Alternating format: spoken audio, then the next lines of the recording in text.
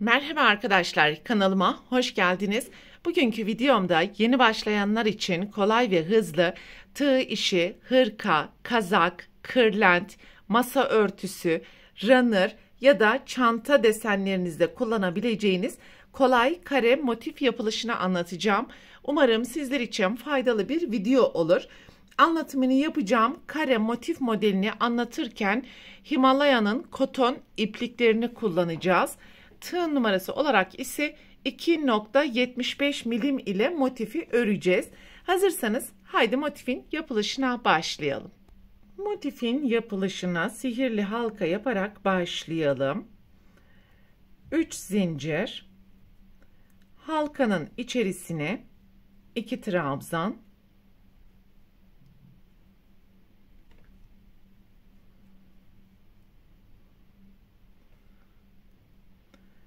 3 zincir, halkanın içerisine 3 ikili trabzan,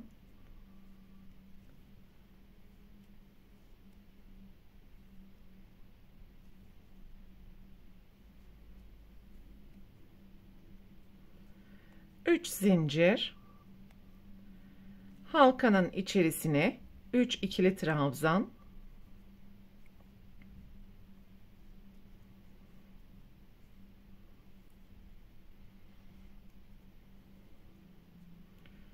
3 zincir ve halkanın içerisine son kez 3 ikili trabzan yapalım.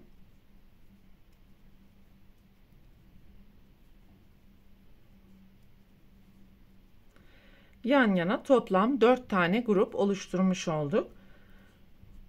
3 zincir ve ilk yapmış olduğumuz zincirin tepesinden kaydırma yaparak burayı birleştirelim. 3 zincir, alttaki 2 trabzanın tepesine yan yana 2 ikili trabzan,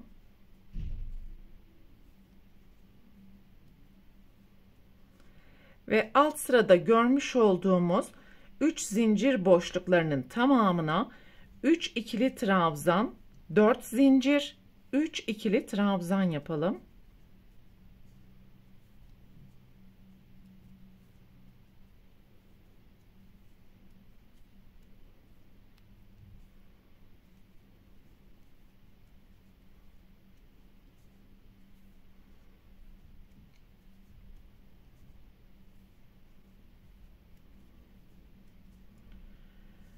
Alttaki 3 trabzanın tepesine yan yana 3 trabzan,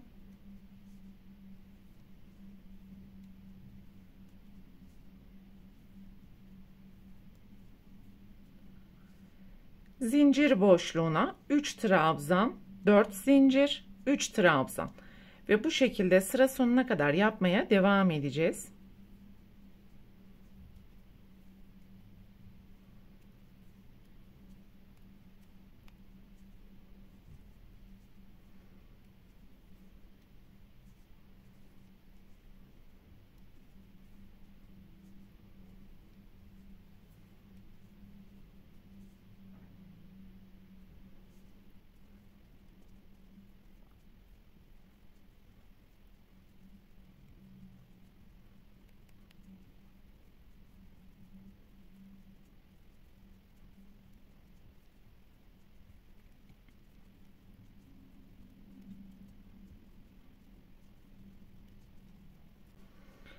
Sıranın sonuna geldiğimiz zaman ilk zincirin tepesine kaydırma yaparak sırayı tamamlayalım. 3 zincir ve sonraki trabzan tepesine ikili trabzan, sonraki trabzanın tepesine tekrar ikili trabzan, 3 zincir, boşluğa 3 trabzan, 4 zincir, 3 trabzan,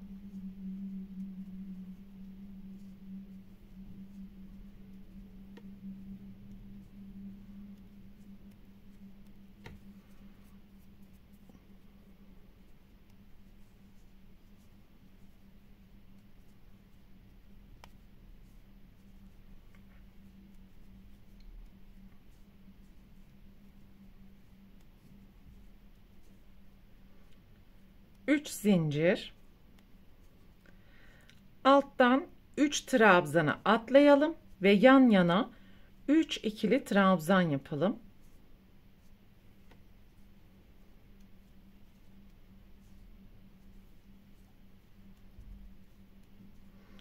Alt sırada görmüş olduğumuz tüm köşelere 3 zincirden sonra 3 trabzan, 4 zincir, 3 trabzan ve bu şekilde sıra sonuna kadar yapmaya devam edeceğiz.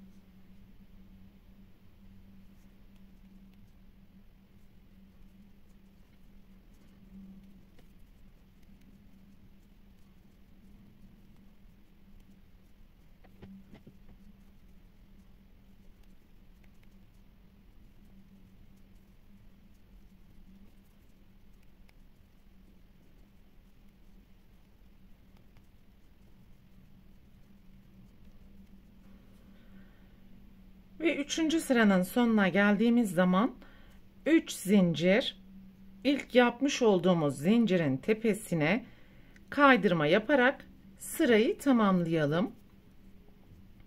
3 zincir, alttaki 2 trabzanın tepesine yan yana 2 ikili trabzan,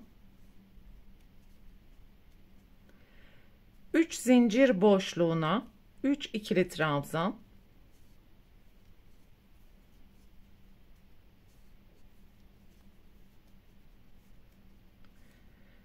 köşedeki 3 trabzanın tepesine yan yana 3 trabzan,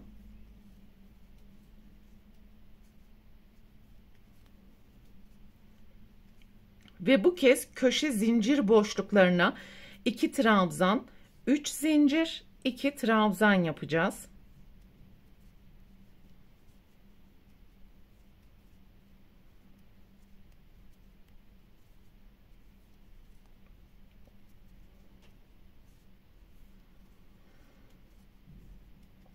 Şimdi diğer köşeye gelene kadar altta görmüş olduğumuz trabzanların tepesine yan yana ikili trabzan, zincir boşluklarına 3 trabzan yaparak devam edeceğiz.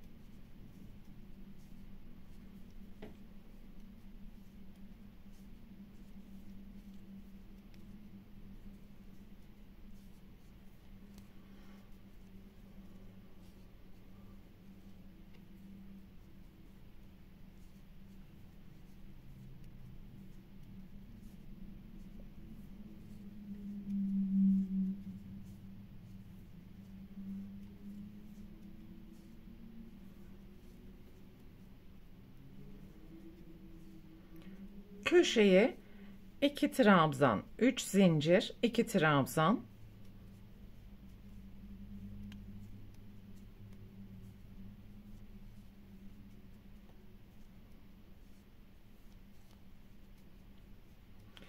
ve diğer köşeye gelene kadar alttaki trabzanların tepesine ikili trabzan, boşluklara 3 ikili trabzan, köşelere ise 2 trabzan, 3 zincir, 2 trabzan yaparak sıra sonuna kadar devam edeceğiz.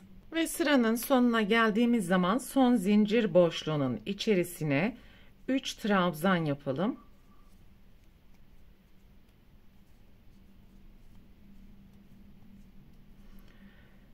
Burada ipi keserek gizli birleştirme yapacağız ve motifin yapılış aşamalarını tamamlamış olacağız. İpliği tığdan çıkardım. Zincirden sonra gelen ilmeğin her iki kanadını tığa geçirdim. Bu ipi de buradan geçiriyoruz ve en sonki trabzanın arkasında görünen ilmeğin içerisinden tekrar geçirdiğimiz zaman iç içe geçmiş V'leri bu şekilde oluşturmuş oluyoruz. Ve bu ipi de çok fazla sıkmadan arka taraftaki ilmeklerin arasından gizleyebildiğiniz kadar gizleme işlemini yapabilirsiniz arkadaşlar. Ve böylelikle motifin tüm yapım aşamalarını tamamlamış olduk. Bu videoda anlatacaklarım bunlardan ibaretti. Umarım sizler için faydalı bir video olmuştur. Sonraki eğitim videosunda görüşene dek lütfen kanalıma abone olarak videomu beğenmeyi unutmayın. Hoşça kalın.